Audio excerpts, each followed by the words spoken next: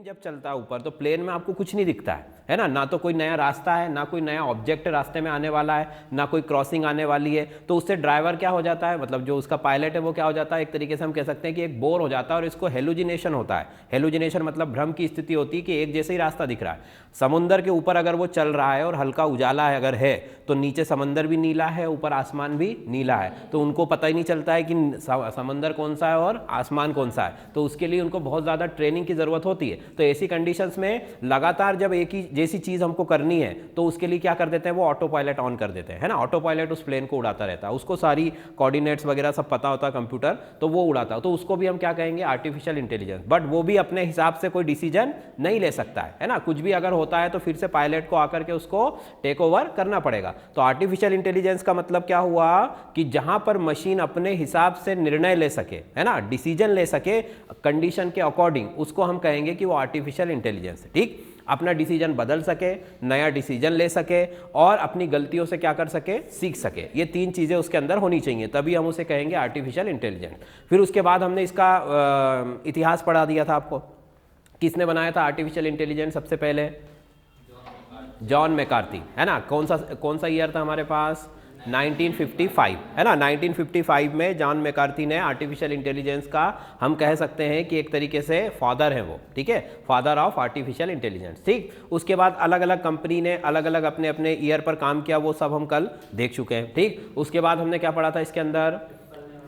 हाँ, एप्पल ने बनाया था सीरी करके एक, है ना, 2016 में। फिर शू बॉक्स नाम का IBM कंपनी ने बनाया, 1961 में बनाया। और एक डीप ब्लू करके कब बनाया था? 1997 में। ठीक है, ये सब चीज़ें हम लिख चुके हैं। अब इसके बाद हमने टाइप्स पढ़े थे, दो टाइप्स की बताई, एक वीक होती है और एक कैसी होती है, स्ट्रांग। मतलब कि एक होती है नैरो और एक होती है ब्रॉड, या हम उसको कह सकते हैं जनरल, है ना। तो उनमें क्या डिफरेंस होता है? नैरो वाली जो आर्टिफिशियल इंटेलिजेंस है वो क्या करेगी, वो केवल एक ही टास्क को परफॉर्म करेगी। ठीक, और जो ब्रॉड स्पेक्ट्रम में है वो क्या करेगी, कई सारे मल्टीटास्किंग होगी, एक तरीके से हम उसको बोल सकते हैं। अब उसमें देखो होता क्या है कि हमको उसमें प्रोग्रामिंग करके चिप, उसमें एक चिप आती है, वो चिप लगा देते हैं तो कंप्यूटर जो है उसके हिसाब से फिर काम करने लगता है। ठीक, इसके बाद हमने और भी इसके क्लासिफिकेशन देखे थे। एक कौन सा था? टोटल रिएक्टिंग वाला, मतलब कि पूर्ण रूप से क्या करता है वो, रिएक्टिंग था। रिएक्टिंग का मतलब कि जैसे हम चेस खेल रहे हैं, है ना, चेस खेलते समय आपने कोई एक चाल चली तो सामने कंप्यूटर क्या करेगा, दूसरी चाल चल देगा, वो रिएक्ट करेगा, सिर्फ अपनी तरफ से वो कुछ नहीं करेगा। आप जैसा करोगे उसके अकॉर्डिंग उसको जो करना है वो परफॉर्म कर देगा, उसको कहते हैं हम रिएक्टिंग।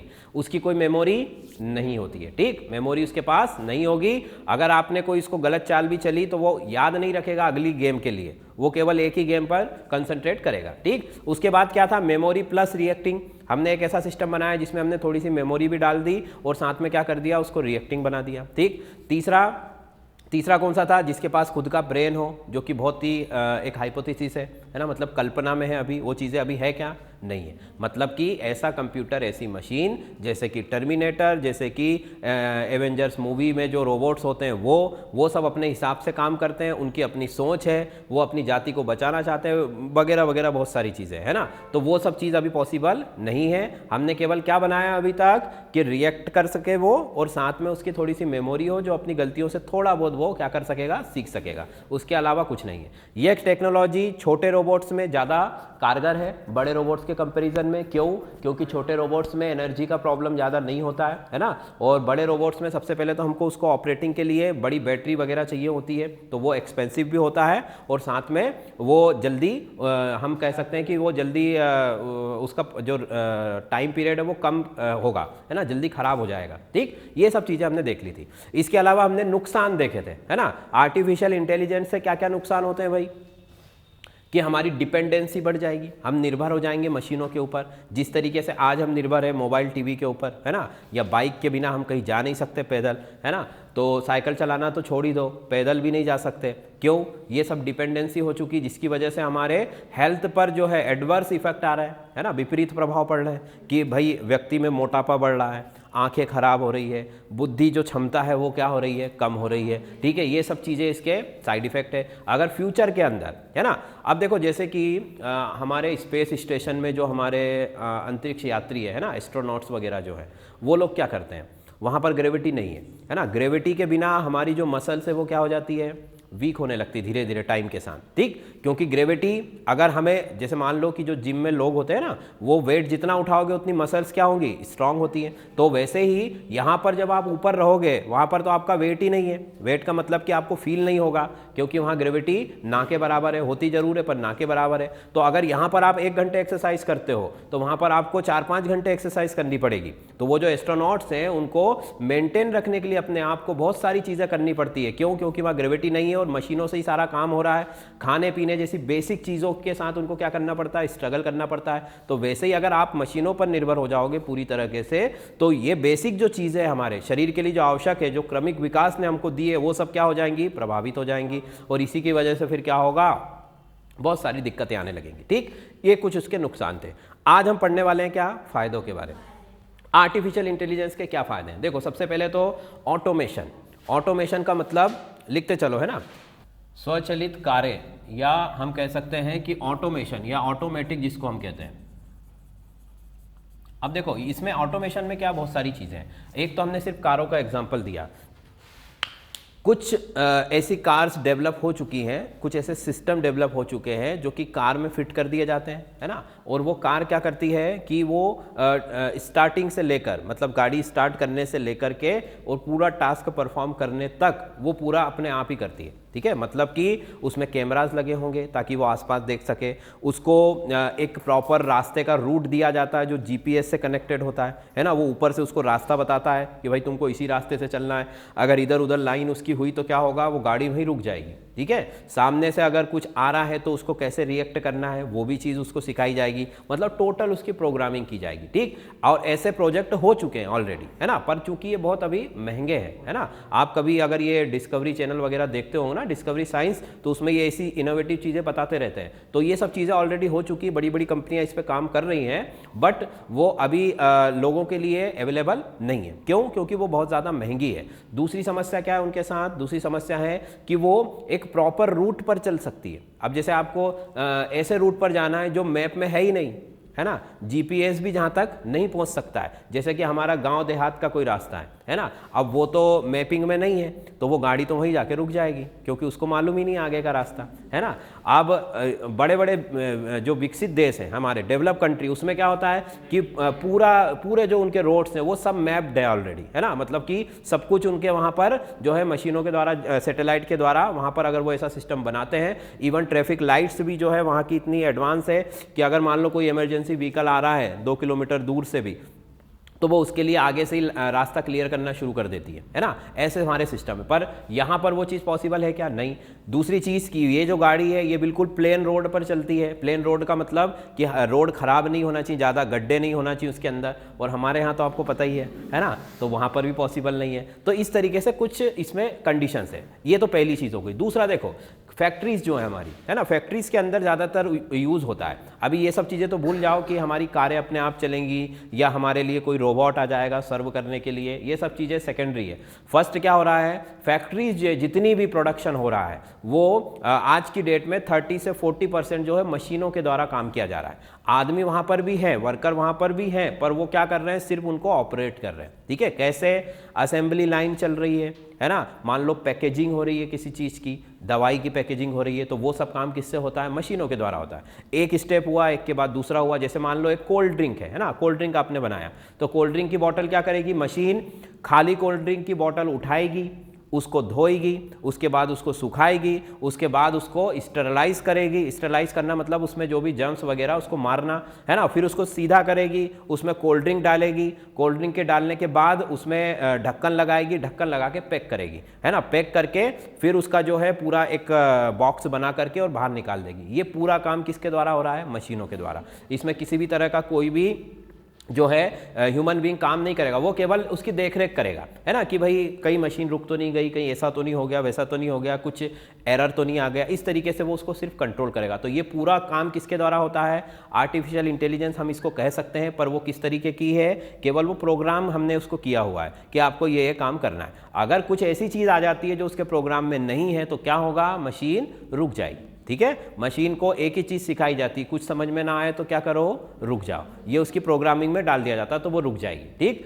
अब दूसरा कि ये तो बहुत बड़ी चीज़ हो गई, मतलब कि बड़ा ऑब्जेक्ट हो गया। छोटी छोटी चीज़ें जैसे कि मान लो पॉपकॉर्न नहीं बनाना है, ठीक है। तो हमारे देश में तो इतना क्वालिटी मेजरमेंट नहीं होता है, पर विदेशों में पॉपकॉर्न के एक एक दाने को मशीन चेक करती है ना, एक एक दाने को, बैच की बात नहीं कर रहा हूँ मैं, एक एक दाने को चेक करती मक्के के, और अगर वो खराब हो तो उसको मशीन के द्वारा क्या कर दिया जाता है, हटा दिया जाता है। इस तरीके का भी सिस्टम वहाँ पर डेवलप है, ठीक। दूसरा, कार बनाना है आपको, है ना, कार बनाना है तो कार के जो महंगी कारें होती है ना, उनके इंजन, उनकी जो पूरी असेंबलिंग होती है वो हाथों से होती है ना, पर जो हम लोग जो यूज़ करते हैं कारें, उनकी असेंबलिंग पूरी किससे होती है, मशीनों के द्वारा ही होती है। चूंकि इंडिया जैसा देश है, यहाँ पर वर्कर कम पैसों में मिल जाता है, इसलिए यहाँ पर वो असेंबलिंग वर्करों से करवाते हैं, ठीक है।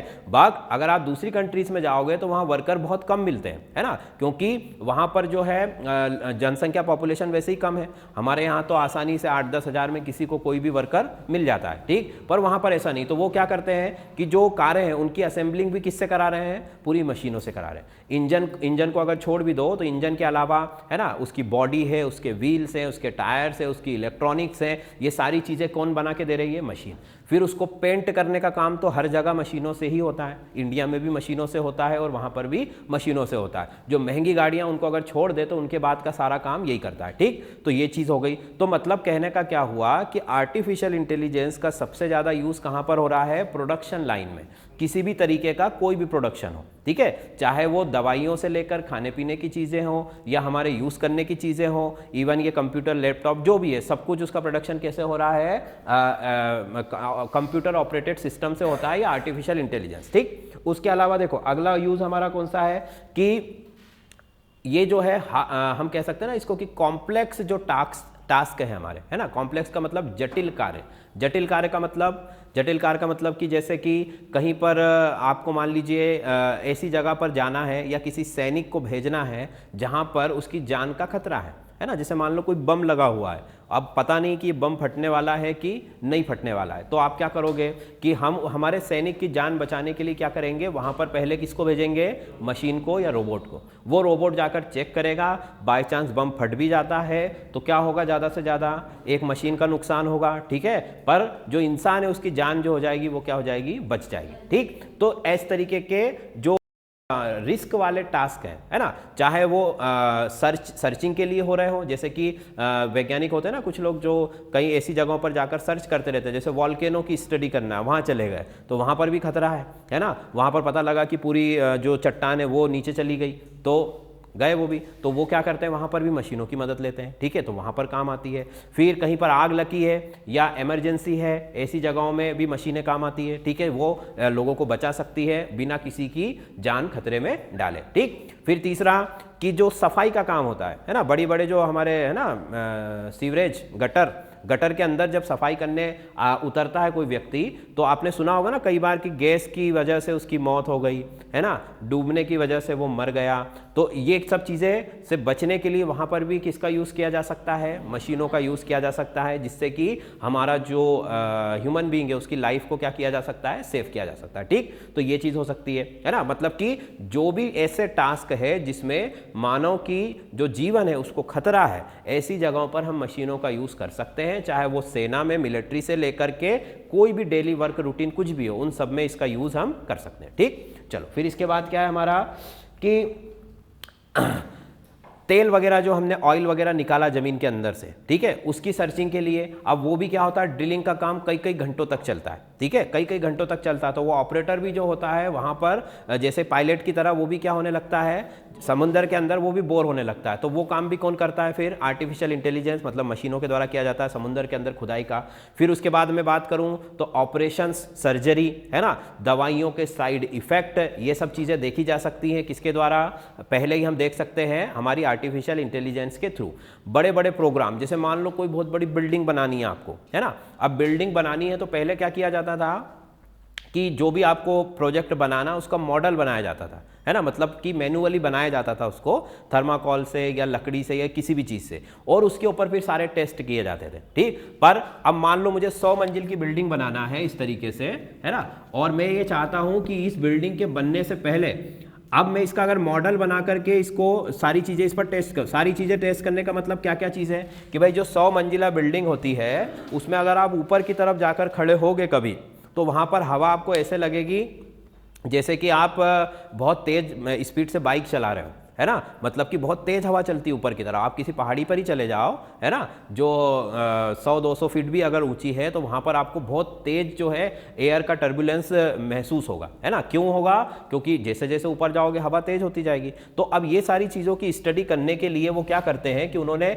एक सिस्टम बनाया पूरा, इंजीनियर्स ने, और वो सिस्टम में इस बिल्डिंग का पूरा डाटा डाल देते हैं, है ना, उसकी नींव से लेकर वो कितनी मोटी है ना, किस तरीके का उसका फाउंडेशन है, कितनी उसकी हाइट है, कितनी उसकी मंजिल है ना, किस तरीके का उन्होंने यहाँ पर जो है खिड़की दरवाजे लगाए हुए हैं, क्योंकि उन सभी से एयर का जो है रेजिस्टेंस वहाँ पर कैलकुलेट होगा। ये सब चीज़ों का डाटा कंप्यूटर में डालकर बिना मॉडल बनाए वो सारी चीज़ों को पता कर लेते हैं कि इस बिल्डिंग को बनाने में फ़ायदा है या नहीं है ना, इसको बनाया जाए या नहीं बनाया जाए। ये सब चीज़ कैसे पॉसिबल होगी? आर्टिफिशियल इंटेलिजेंस से पॉसिबल होगी। ठीक, फिर इसके बाद अगर मैं बात करूं तो जीपीएस समझते हो क्या होता है?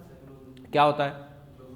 ग्लोबल पोजिशनिंग सैटेलाइट सिस्टम, है ना, या इसको ग्राउंड फिंगरप्रिंटिंग टेक्नोलॉजी भी कहते हैं, है ना। आपने जैसे देखा होगा ना कि हमने एक मिसाइल छोड़ी और वो जाकर अपने टारगेट पर गिरती है। अब वो मिसाइल को कैसे पता कि मुझे वहीं जाना है? तो सैटेलाइट्स के थ्रू उस जगह की पूरी इमेज ली जाती है ना। मान लो यहाँ पर मिसाइल को गिरना है, तो जैसे कि हर किसी का फिंगरप्रिंट अलग अलग होता है, वैसे ही हर जगह का जो मैप बनता है वो भी क्या होता है? अलग होता है। हमको भले वो एक जैसा लगे, पर मशीन उस अंतर को समझ लेती है। जैसे मान लो शेर है, शेर तो हम अगर देखेंगे तो सारे शेर एक जैसे ही हैं, है ना, पर जो शेर खुद है वो तो सब जानता है ना कि कौन मेरा भाई है, कौन मेरी बहन है, कौन मेरी मम्मी है, कौन मेरा पापा है, वो सबको जानता है। क्यों? क्योंकि वो उस अंतर को वो पहचान सकते हैं। हम पहचान सकते हैं क्या? नहीं। तो वैसे ही मशीन भी क्या करेगी? उस जगह के अंतर को पहचान लगेगी। अब उस मशीन में जो डाटा फीड है, उस डाटा वाली जगह को अगर वो देखेगी तो वो वहां पर जाकर वो मिसाइल क्या हो जाएगी? गिर जाएगी। ठीक, ये हो गया उसका टारगेट। ठीक, तो ये सब चीज़ें जो कि मैनुअली ऑपरेट भी की जाती है, वो सब आप किससे ऑपरेट कर सकते हैं?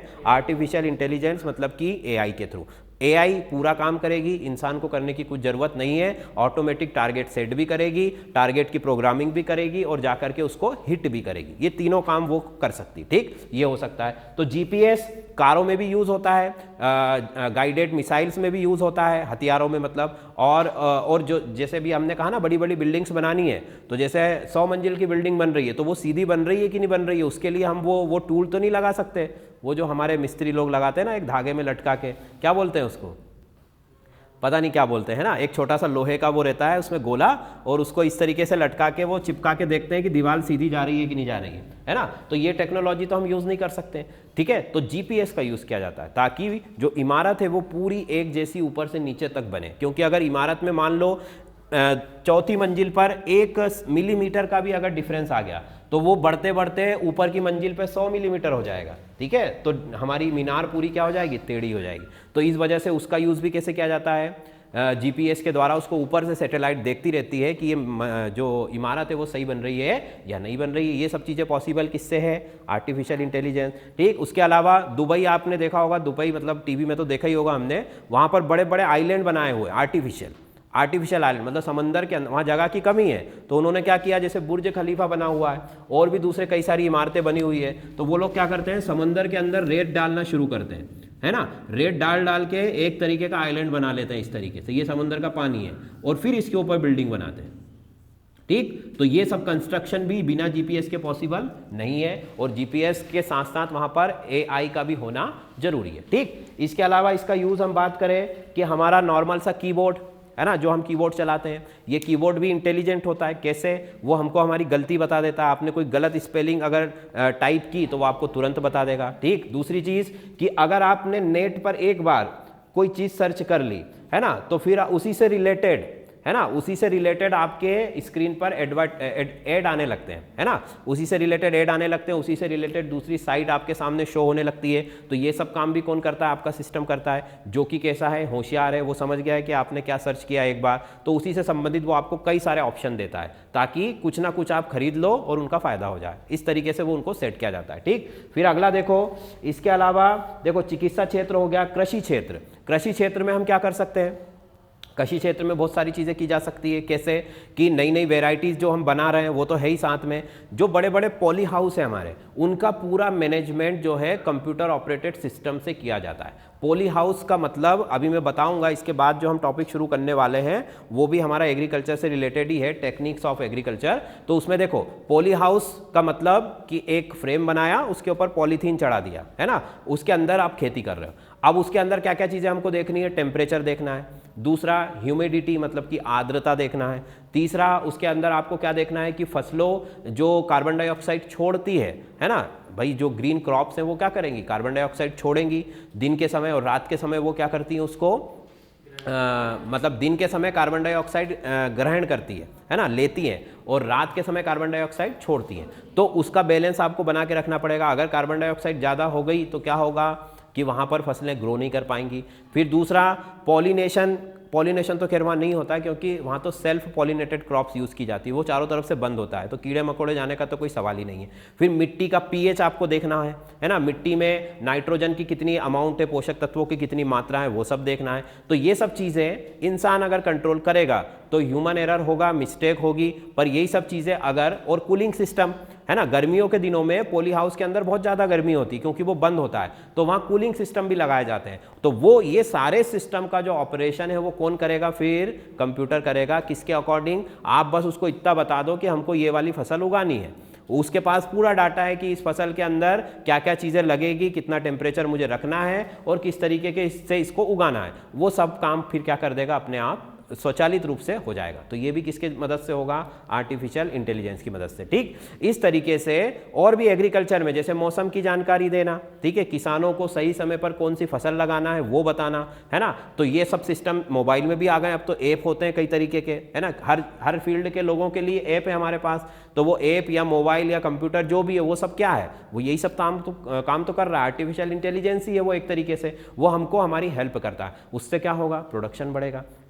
तो कहने का मतलब कि आर्टिफिशियल इंटेलिजेंस जो है लगभग हर फील्ड में आपको काम आने वाली, ठीक है, चाहे कोई सी भी फील्ड हो, एजुकेशन फील्ड हो, है ना, चाहे आपका एग्रीकल्चर फील्ड हो, मैन्युफैक्चरिंग फील्ड हो, है ना, मेडिसिन के फील्ड में आप चले जाओ, पूरा ऑपरेशन से लेकर दवाइयों को बनाने तक में, दवाइयों में तो बहुत ज़्यादा यूज़ होता है, जैसे कि फॉर्मूला आपने बनाया, है ना, तो वो सब काम तो ऑलरेडी कंप्यूटर से ही होता है, क्योंकि वहाँ तो ऐसा तो है नहीं कि हम चाय बना रहे हैं, भाई चाय पत्ती 1 ग्राम की जगह 2 ग्राम भी डल गई तो चल जाएगा, है ना, पर वहाँ मेडिसिन में ऐसा थोड़ी होता। फार्मूला अगर है 10 ml का और उसमें मान लो मुझे कोई एक इंग्रेडिएंट डालना है और वो 0.1 ml ही चाहिए बस, है ना, तो वो 0.1 ml ही होना चाहिए हर बैच के अंदर। अगर थोड़ा सा भी ऊपर नीचे हो गया तो क्या हो जाएगा, दवाई बदल जाएगी, दवाई चेंज हो जाएगी, उसका इफेक्ट चेंज हो जाएगा। बात समझ में आ रही। तो मेडिसिन या फार्मास्यूटिकल जो इंडस्ट्रीज़ हैं उनमें तो इस तरीके के सिस्टम का बहुत ज़्यादा यूज़ होता है। पैकिंग से लेकर के फिलिंग तक सब चीज़ें मशीनों के द्वारा होती है और इसीलिए वो इतनी एक्यूरेट होती है। भाई मशीन का जो प्रोडक्ट है वो एक जैसा होगा, उसमें कोई अंतर होता है क्या, कभी नहीं होता, वो कार्बन कॉपी होती है सब एक जैसी। पर अगर वही चीज़ इंसान बनाएगा तो कुछ ना कुछ अंतर तो होगा उसमें, होगा कि नहीं होगा। तो इसी वजह से दवाइयाँ हैं, उनकी टेस्टिंग करना है, साइड इफेक्ट्स देखना, ये सारी चीज़ें मशीनें तय करती हैं और उसके बाद ह्यूमन उसका इस्तेमाल करके जो है अच्छे रिजल्ट ले सकता है। ठीक है स्टूडेंट्स, तो ये हमारी आर्टिफिशियल इंटेलिजेंस वाला जो टॉपिक है लगभग पूरा कवर हो गया है। इसमें आपको क्या क्या चीज़ें याद रखनी, पहले तो वो डेफिनेशन, दूसरी चीज़ जो ईयर्स हमने लिखे हैं वो अच्छे से याद रखना, किस ईयर में इसको शुरू किया गया था और अब तक इसमें क्या क्या काम हो चुके हैं ये सब मैं लिखवा चुका हूँ। ठीक, तीसरी चीज़ एडवांटेज और डिसएडवांटेज, ये 2 चीज़ें हमको याद रखनी। ठीक, ये 3-4 चीज़ें, तो ये आपका पूरा जो टॉपिक है वो क्या हो जाएगा, कवर। अब आर्टिफिशियल इंटेलिजेंस कैसे बनाते हैं वो इलेक्ट्रॉनिक्स वाले जाने, है ना, इंजीनियर लोग जाने जो इसको बनाते हैं। प्रोग्रामिंग कैसे होती है ये तो हमको नहीं सीखना है यहाँ पर, बात समझ में आ गई। तो जो चीज़ें हमारे सिलेबस के अकॉर्डिंग जरूरी है वो सब आपको हमने बता दी। ठीक, ठीक है, तो अगली हेडिंग डालो agriculture production techniques. Agriculture production techniques, कृषि उत्पादन की तकनीकें, कृषि उत्पादन की तकनीकें, कृषि उत्पादन की तकनीक। ठीक, मतलब कि मेथड्स आप कह सकते हो या टेक्निक्स हम कह सकते हैं किसकी, प्रोडक्शन की। कौन सा प्रोडक्शन, एग्रीकल्चर्स में जो भी हमारे क्रॉप प्रोडक्शन होता है उसके लिए हम अलग अलग टेक्निक यूज़ करते हैं, है ना। तो देखो इंडिया की बात मैं करूं पहले, क्योंकि अभी हम इंडिया की ही बात करेंगे, बाहर के देशों में तो बहुत सारी चीज़ें होती है, उससे हमको कोई मतलब नहीं है। क्यों? क्योंकि उनके पास फील्ड भी ज़्यादा है, उनके पास टेक्निक्स भी हमसे डेवलप है ना। वो जनरली सारा काम वहाँ तो हेलीकॉप्टर से दवाई वो पेस्टिसाइड डालते हैं, है ना। और जो उनका प्लेन होता है ना, प्लेन से वो हम वो नहीं करते ना जिस तरीके से सीड वो प्लेन से डालते हैं, तो उसकी बात अभी हम नहीं करेंगे। अभी हमारे देश के अंदर क्या क्या चीज़ें हो रही है पहले हम उसकी बात करेंगे। तो देखो, पहली जो मेथड है जो पुरानी बरसों से चली आ रही है उसको कहा जाता था परती छोड़ना। क्या कहा जाता था? परती छोड़ना, मतलब कि लीव फॉलो मेथड। क्या नाम था इसका? लीव फॉलो मेथड, परती छोड़ना विधि या लीव फॉलो मेथड, पहली चीज। ठीक है, इसका क्या मतलब होता है बताओ जरा। परती छोड़ना नाम सुना होगा ना? हाँ, देखो इस मेथड में क्या किया जाता था, चूंकि पुराने टाइम पर आज़ादी के बाद से, देखो ये भी क्या है, इस टेक्निक्स में भी कोई फैक्ट्स नहीं है, ये केवल हमको याद रखनी है ताकि इससे संबंधित अगर कोई भी बात आती है एग्जाम में तो हम पहचान सके कि ये चीज़ इस वाले पॉइंट के अंदर आती है। मतलब जैसे मैंने कहा कि भाई भूमि को खाली छोड़ा जाता है, तो आपको आना चाहिए कि ये परती वाली विधि है। ठीक है, केवल इस तरीके के क्वेश्चन इसमें आते हैं। इसमें कोई ऐसा फैक्ट्स से रिलेटेड ज़्यादा नहीं है हमारे पास, फैक्ट्स वाली चीज़ें भी आएंगी आगे, है ना। पर अभी फिलहाल तो हम क्या कर रहे हैं, केवल इनको एक्सप्लेन कर रहे हैं। तो परती छोड़ना मतलब लीव फॉलो मेथड, इसका मतलब क्या हुआ कि पहले के टाइम पर जबकि हमारे पास इतनी सारी चीज़ें नहीं थी, कौन सी चीज़ें? हमारे पास कोई पेस्टिसाइड नहीं थे, हमारे पास कोई फर्टिलाइजर्स नहीं थे, हमारे पास ना कोई यूरिया था ना कुछ था, केवल गोबर की खाद होती थी और वो भी उतने अमाउंट में नहीं होती थी, है ना। तो क्या करते थे लोग कि जैसे आपने एक जगह पर फसल उगाई, उसको काटा, उसके बाद आप जब दूसरी फसल उस पर लगाते हो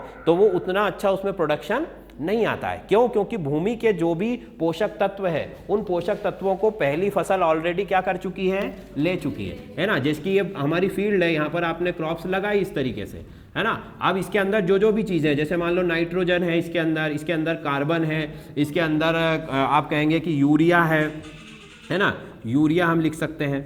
यूरिया के बाद हाँ फास्फोरस, है ना, फास्फोरस या फॉस्फेट ग्रुप है, पोटाश है, बहुत सारी चीज़ें होती है ज़मीन के अंदर, मिनरल्स हैं। तो ये सारी चीज़ें पहली फसल यूज़ कर लेती है, जो पहले आएगा वो पहले पाएगा, इस तरीके का सिद्धांत है यहाँ पर। तो इसने क्या कर लिया, पूरा सोख लिया और अच्छी आपको मिल गई।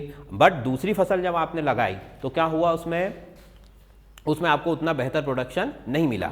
तो इस वजह से लोग क्या करते थे पहले कि फसल एक या दो फसल ले ली, उसके बाद उस जगह को क्या कर देते थे, खाली छोड़ देते थे, है ना। खाली छोड़ने की वजह से धूप, पानी, हवा सबकी वजह से ये जो तत्व उसमें से चले गए हैं ये वापस उसमें उनकी पूर्ति हो जाती थी। एक साइकिल होता है हर चीज़ का, है ना। जैसे हम भी अगर थक जाएं, थोड़ी देर रेस्ट करें तो वापस फिर से फ्रेश हो जाएंगे, वैसे ही जमीन भी क्या करेगी, भूमि भी क्या करेगी, एक बार उसके तत्व खत्म हो गए फिर से वो ये सारी चीज़ें करेंगी, पूरा साइकिल चलेगा और फाइनली जाकर के वो फिर से जो है एलिमेंट से रिच हो जाएगी। मतलब कि उसके अंदर सारे पोषक तत्व, सारे न्यूट्रिएंट्स जो हैं वो वापस आ जाएंगे।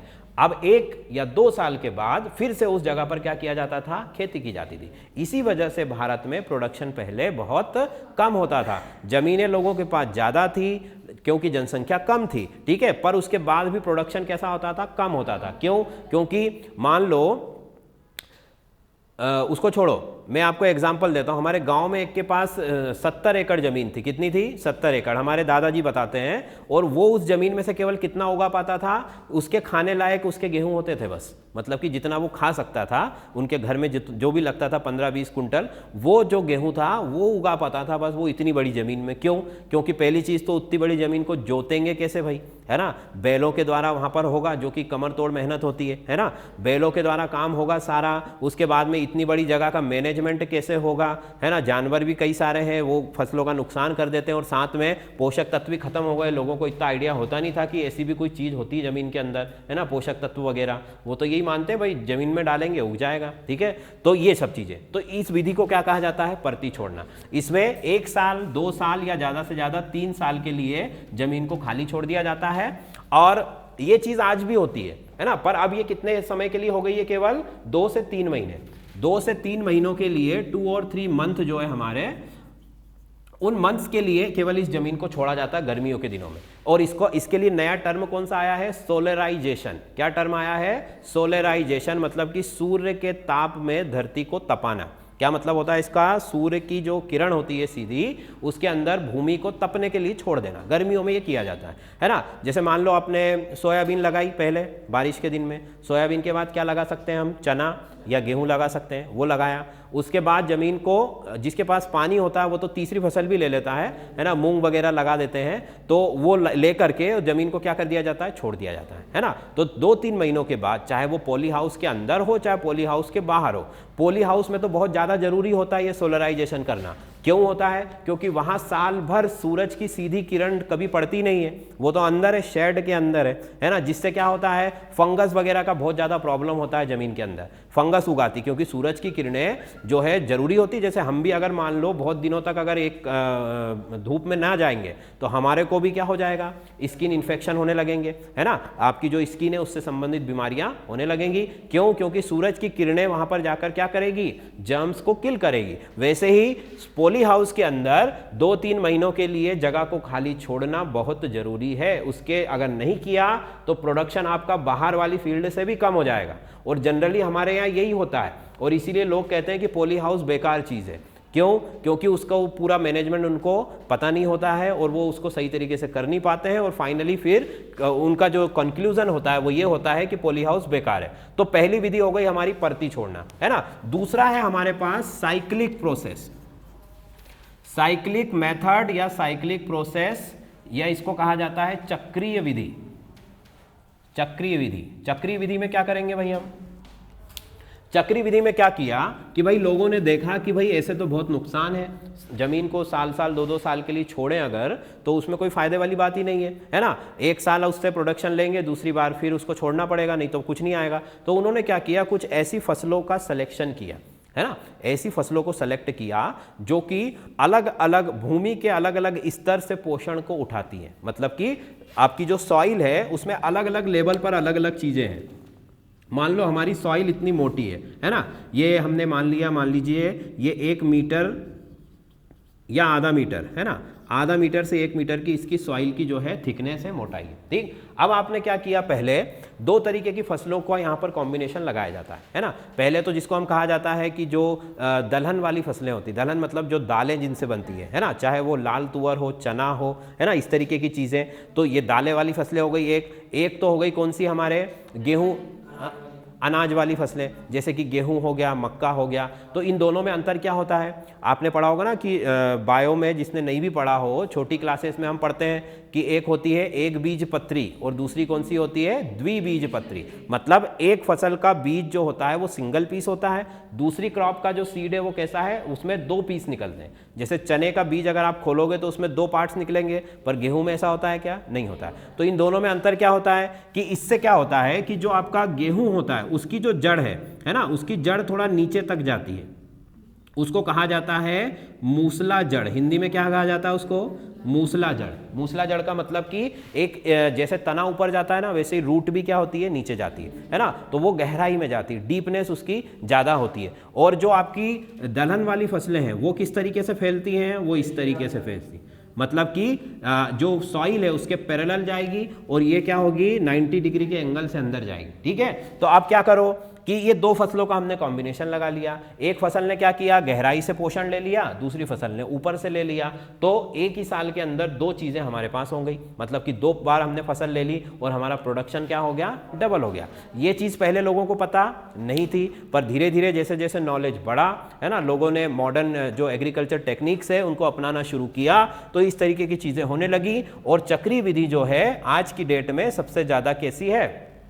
एक हम कह सकते हैं कि सक्सेसफुल टेक्निक है, जिससे कि समय की भी बचत हो रही है, प्रोडक्शन भी डबल हो गया है।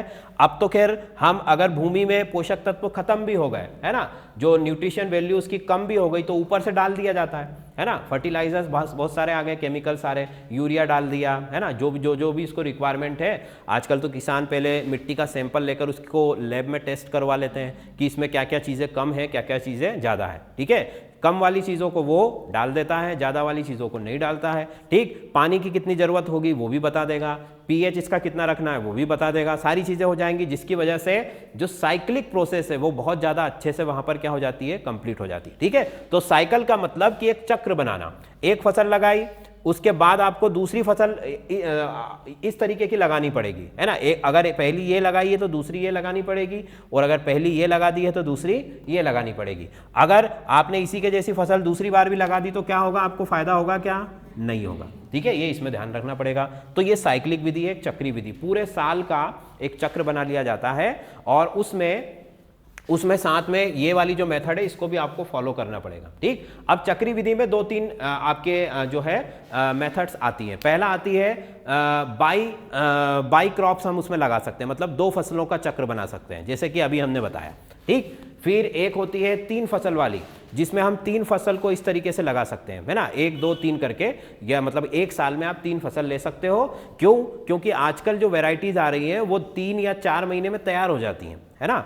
अगर वेजिटेबल्स आप लगाते हो कई सारी तो वो तो 2 महीने में ही तैयार हो जाती है। तो आप वहाँ पर इस तरीके से उनका जो देखो, आपने अगर ये जो कॉम्बिनेशन होते हैं, है ना, कि जैसे हमने कहा कि गेहूं के बाद चना लगाना है, तो ये जो कॉम्बिनेशन है ये हर तरीके की फसल में अलग अलग होता है। अलग अलग का मतलब कि कुछ ऐसी फसलें हैं जो दूसरी फसलों के साथ ही उगेंगी, है ना। जैसे कि मैंने कहा कि अगर एक, इसके बाद हम एक और टेक्निक पढ़ेंगे, उसमें हम पढ़ेंगे कि मल्टी लेयर फार्मिंग। कौन सी farming, multi layer farming. Multi layer farming में मैं आपको बताऊंगा कि वहां पर हम क्या करेंगे, जैसे जमीन के अंदर मैंने अदरक लगा दिया। अब अदरक के बारे में पूरी जानकारी है मुझे कि अदरक का पौधा जो है जमीन के ऊपर आने में 1.5 या 2 महीने का समय लेगा। कितना समय लेगा, 1.5 से 2 महीने का। तो मैं क्या करूंगा, इसके ऊपर मैं दूसरी फसल ले लूंगा तब तक। भाई अदरक तो अंदर बैठा हुआ है ना, अदरक मैंने जमीन के अंदर लगा दिया, या मूंगफली लगा दी, जो जमीन के अंदर उगने वाली चीजें हैं। अब ऊपर की तरफ मैंने क्या ले लिया, दूसरी फसल ले ली। कौन सी ले ली, जैसे पालक लगा दो आप, पालक 1.5 महीने में तैयार हो जाएगा। हरा धनिया लगा दो आप, 1.5 महीने में तैयार हो जाएगा। ठीक, इस तरीके से क्या किया मैंने, एक ही मिट्टी के अंदर 2 फसल ले ली, वो भी एक ही टाइम पीरियड में, है ना। मतलब 3 महीने या 4 महीने, या अदरक की फसल को 5-6 महीने लगते हैं, तो इसी महीने के अंदर, इसी टाइम पीरियड के अंदर मैंने कितनी फसल ले ली, 2 फसल ले ली। और कभी कभी लोग 3 भी ले लेते हैं। क्या करते हैं वो मैं आगे बताऊंगा। ठीक है, तो साइक्लिक मेथड का मतलब कि एक चक्र बनाना, और हर फसल के साथ एक फसल का कॉम्बिनेशन होता है ना, वो उसी के साथ उगेगी, उसके अलावा किसी और के साथ नहीं उगेगी। अदरवाइज फिर आपका क्या होगा, प्रोडक्शन फिर से कम हो जाएगा। ठीक, तो इसमें हम 2 फसल का भी कॉम्बिनेशन बना सकते हैं, 2 से ज्यादा का भी बना सकते हैं। वो डिपेंड करता है कि हमारी जो सॉइल है वो कितनी रिच है। रिच का मतलब उसमें पोषक तत्वों की मात्रा कितनी है। परती छोड़ना वाली भूमि बहुत ही हल्की भूमियों के लिए किया जाता है, मतलब जिनमें पोषक तत्वों की मात्रा कैसी है, बहुत कम है, ऐसी जगहों को परती छोड़ना ही पड़ेगा आपको। ठीक है, अगर रिच है, उसमें अच्छे खासे पोषक तत्व है, तो आप उसमें साल में फिर इस तरीके की चक्री विधि कर सकते हो। ठीक, अब देखो ये तो 2 विधि हो गई। इसके अलावा हम देख सकते हैं कि बहुफसल विधि, बहुफसल विधि भी इसी तरीके का साइक्लिक प्रोसेस होता है, जिसमें हम मल्टी क्रॉप्स बोलते हैं। क्या बोलते हैं इसको, multi crops. Multi crops method, multi crops method में क्या किया जाता है, मल्टी क्रॉप्स मेथड, या इसको कहा जाता है मल्टी लेयर फार्मिंग। देखो multi layer farming, multi layer farming ये बहुत ही एडवांस टेक्निक है ना। अब इसको समझो, इसमें हम 4 महीने या मान लो 6 महीने का टाइम हम ले लेते हैं, उसी में मैं यहाँ पर 4 से 5 फसल लूँगा। क्या करूँगा मैं, 4 से 5 फसल ले लूँगा मैं एक ही समय के अंदर। कैसे लूँगा वो देखो, यहाँ पर वो लोग क्या करते हैं कि जैसे अभी हमने एक एग्जाम्पल दिया ना, अदरक और पालक वाला, है ना। उन्होंने ये जमीन लिया, जमीन में इस तरीके से पहले बेड बनाए जाते हैं। क्या बनाए जाते हैं, बेड। बेड बनाना समझते हो कि नहीं समझते हो, नहीं समझते। जो लोग खेती बाड़ी करते होंगे उनको पता होगा। बेड बनाने का मतलब कि भूमि के अंदर, जमीन के अंदर ट्रैक्टर को चला के मिट्टी को इस तरीके से अलाइन किया जाता है। सॉइल को क्या किया जाता है, अलाइन, है ना। मतलब कि आपने एक ढेर लगा लिया, यहाँ पर इस तरीके से देखो, जैसे ये एक मिट्टी का हमने टीला बना लिया लंबा, इसके बीच में थोड़ा सा गड्ढा रहेगा, गैप रहेगा, फिर दूसरा टीला आ गया मेरा, फिर गैप रहेगा, फिर तीसरा टीला आ गया। जैसे वो टीन की चद्दर होती है ना, उसमें नालियाँ होती है ना, उस तरीके के पूरी जो है ज़मीन के अंदर बना दिया जाता है, उसी को बोला जाता है बेड बनाना, है ना। वो बेड चौड़े भी हो सकते हैं, वो अकॉर्डिंग टू क्रॉप्स, जैसी फसलें होंगी उसके हिसाब से वो बेड बनाए जाते हैं। तो बेड बना लिए सबसे पहले इस तरीके से। फिर वो क्या करते हैं कि ये जो नालियाँ हैं इनके अंदर मिर्ची का पौधा लगा देते हैं। क्या लगा देते हैं? मिर्ची, हरी मिर्च। हरी मिर्च साल भर तक चलेगा, है ना। उसमें 4-5 बार जो है मिर्च लगेगी, आपको 4-5 बार उसको तोड़ना पड़ेगा। तो बीज वाली लाइनें जो उसमें क्या लगा दिया मैंने? मिर्च का पौधा लगा दिया। इस बेड के ऊपर मैंने पहले अदरक डाल दिया जमीन के अंदर सबसे पहले, ठीक है। अदरक के अलावा मैंने क्या किया? ऊपर हरा धनिया पालक की खेती कर डाली, ठीक, ये हो गया। अब देखो फिर क्या किया इन्होंने? फिर उन्होंने किया कि जो मिर्ची का पौधा था, है ना, मिर्ची का पौधा लगाया था, उसके बीच बीच में इन्होंने क्या करना शुरू किया?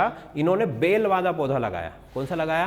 बेल वाले। बेल वाले समझते हो? गिलकी, लौकी वगैरह, ये जो कि ऊपर चढ़ती है ना, मचान के ऊपर, मचान बनाना पड़ता है। तो यहाँ पर उन्होंने तुरई या गिलकी लौकी का पौधा लगाया और उसके लिए ये पूरा ऐसा जो है मचान बांध दिया। अब ये जो पौधा है ये निकल कर कहाँ चला जाएगा? ऊपर, है ना। गिलकी, लौकी, तुरई जो भी है ये ऊपर चली जाएगी और ये पूरे मचान पर फैल जाएगी इस तरीके से। तो उससे होगा क्या? उससे ये छांव देगी नीचे वालों को, है ना। एक तरीके का नेचुरल पॉली हाउस बना देगी। वो क्या कर देगी? नेचुरल पॉली हाउस, मतलब कि एक प्राकृतिक रूप से उसको छाया दे देगी वो, ठीक है। तो गर्मी के दिनों में भी ये सर्वाइव कर जाएगा और अगर ठंड पड़ रही है तो भी उनको ऊपर से एक शेड मिल गया तो वो ठंड से भी बच जाएंगे, ठीक। तो कितनी फसल हो गई? एक तो यहाँ अदरक नीचे लगा हुआ है, बेड के ऊपर मैंने हरा धनिया या पालक लगा दिया, ठीक है। फिर बगल में मिर्ची लगी हुई है, उसी के साथ बेल वाले पौधे लगे हुए हैं, 4 फसल तो हो गई। इसके बाद वो क्या करते हैं? इसी के अंदर पपीता या केला की खेती करते हैं। क्या करते हैं? पपीता या केला, ज्यादातर पपीता चलता है ना। पपीता लगा दिया तो पपीता क्या होता है? इस मचान के ऊपर निकल जाता है इस तरीके से, है ना। इस मचान के ऊपर निकल जाता है और वहां पर जाकर फिर उसके फ्रूट्स वगैरह जो है आते हैं। तो वो क्या करता है? इस मचान के लिए बेस भी बना देगा।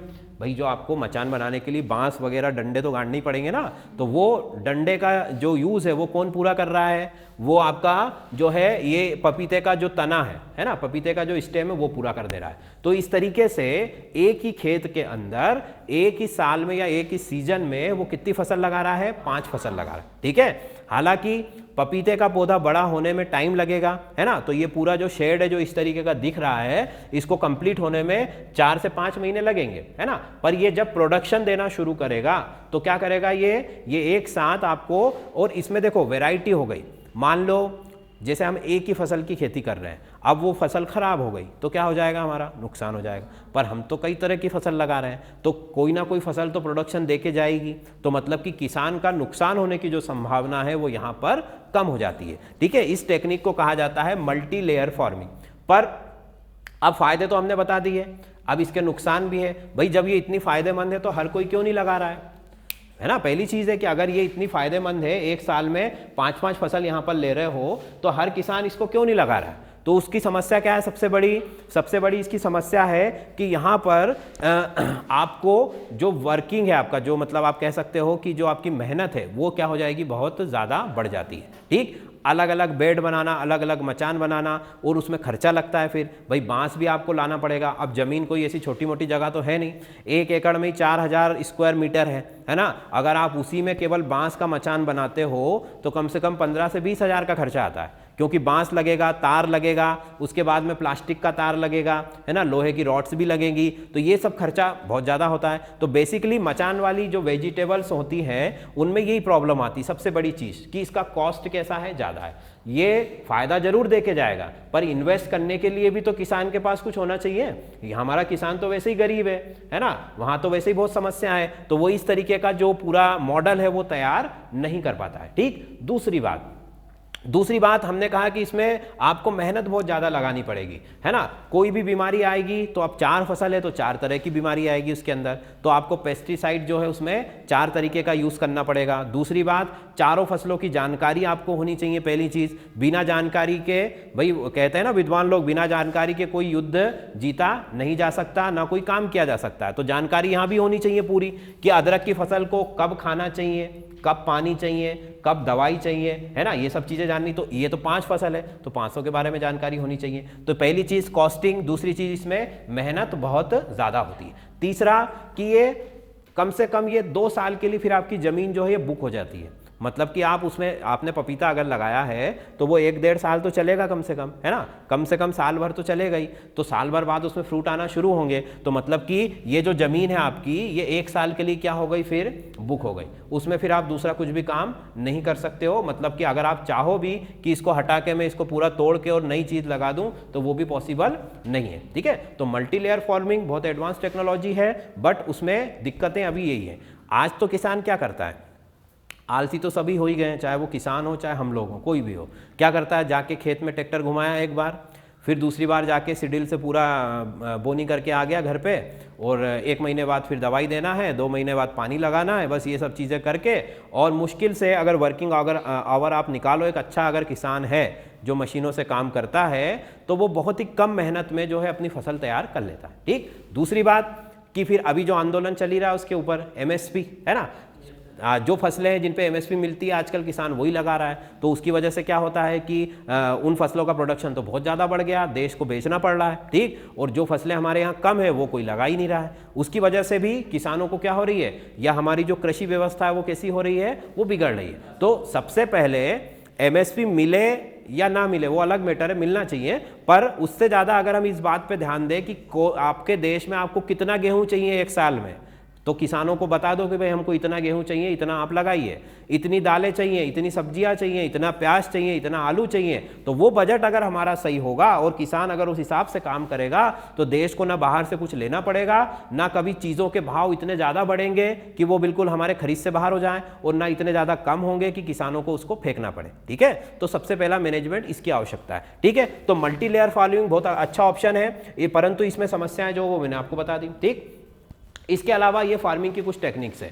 इसके अलावा फिर एडवांस, आप अल्ट्रा एडवांस में जाओगे तो पॉली हाउस आता है, लो टनल फार्मिंग आती है ना। फिर उसके बाद में आप देखोगे तो इसी में हम एग्रीकल्चर की टेक्निक्स में हम पढ़ेंगे पोल्ट्री फार्म, मुर्गी पालन, है ना। मुर्गी पालन के बाद हम पढ़ेंगे मछली पालन, है ना, फिशिंग वगैरह जो पाली जाती है वो। और इस तरीके से हम एग्रीकल्चर के अंदर ही इनको रख दिया गया है। ठीक है, और हाँ एक और चीज़, वर्मी कंपोस्ट समझते हो? वर्मी कंपोस्ट मतलब केचुए वाली जो खाद होती है हमारी, उसको बनाना, ये भी एग्रीकल्चर में आता है ना। तो एग्रीकल्चर टेक्निक्स हम कल फिर से पढ़ेंगे, है ना, अभी जो हो चुकी है उनके अलावा वाली आगे वाली।